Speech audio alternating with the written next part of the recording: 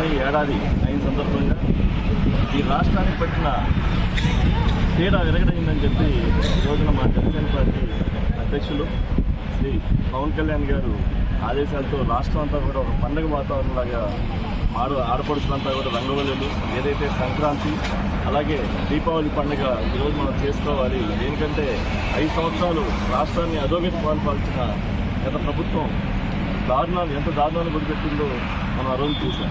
దాంట్లో భాగంగా మా అధ్యక్షుడు పవన్ కళ్యాణ్ గారు ముందుకొచ్చి కూటమిని ఏర్పాటు చేసే దిశగా ఏదైతే 40 సంవత్సరాల అనుభవం ఉన్నటువంటి వ్యక్తి రాష్ట్రానికి ముఖ్యమంత్రి అవ్వాలని చెప్పి ఆ రోజున చంద్రబాబు నాయుడు గారిని టీడీపీ అలాగే బీజేపీ పెద్దలను పిలిచి కూటమి జట్టు కట్టిన సందర్భంగా ఈ రాష్ట్ర ప్రజలంతా కూడా వన్ సైడ్ విక్టరీగా ఆదరించారు. దాంట్లో భాగంగా ఈరోజు సంవత్సర కాలంలో చేసిన అభివృద్ధి పనులు కానీ రాష్ట్రం సుఖ సంతోషాలతో ప్రజలంతా కూడా ఎంతో చక్కగా ఆనందంగా ఉన్నారు.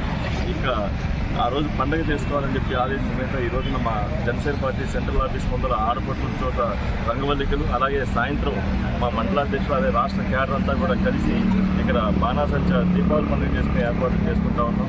ఇది చాలా సంతోషకరమైన సమయం. ఇది ఒక జనసేన పార్టీతో బీజేపీతో తెలుగుదేశం పార్టీతో కాదు, ఆంధ్ర రాష్ట్ర ప్రజల పండుగగా మేము భావిస్తా ఉన్నామని చెప్పి సంబంధం తెలియజేసుకుంటాం.